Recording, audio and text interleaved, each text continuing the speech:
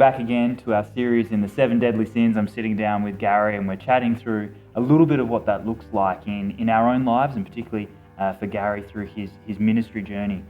We want to talk today a bit about lust, and I was going to say as a red-blooded male you would have dealt with it, but that's probably not as gender inclusive as we should be these days. The reality is, I think as humans we all struggle with lust. How have you struggled with chastity, with purity, killing off lust in your life? Yeah, I guess I've had the advantage of not growing up in a computer age, and God, in working in my life and as a younger person, I recognised fairly early that I'm quite vulnerable to images. I enjoy photography.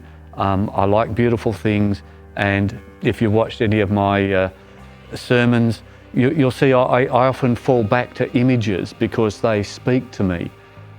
As a young man, it was much easier to avoid suspect images. You had to go looking for porn if you wanted it, and so the guys these days have a much harder task.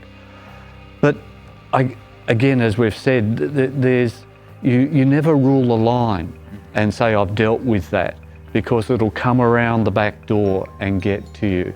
And so over the years I found I've had to tighten up more and more, particularly in computer use.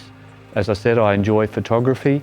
I'd look at photographic sites and look at the lovely landscapes are what I like. But then all of a sudden these artistic nudes would appear. Usually they were blanked out. You'd have to double click and actually choose to go on them, but they would pop up.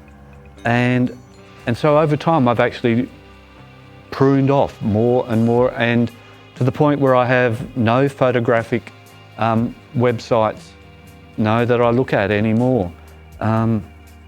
It's just that constant process of being aware of where this could take you. And lust is always misplaced or uncontrolled desire. And if you ever get to the point where you think it can't happen to me, you're in serious danger, whether it's sex, money, power, or any of the other things that may grab at our hearts. And so it's that constant vigilance and lots of little steps that keep you moving away from what you know you're vulnerable to has been the answer for me.